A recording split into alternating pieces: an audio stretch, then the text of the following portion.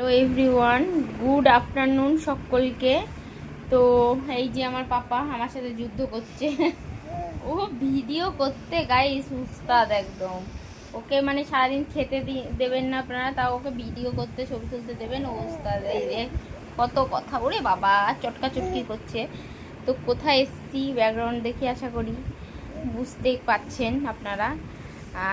বাড়ি এসছি, বাপের বাড়ি।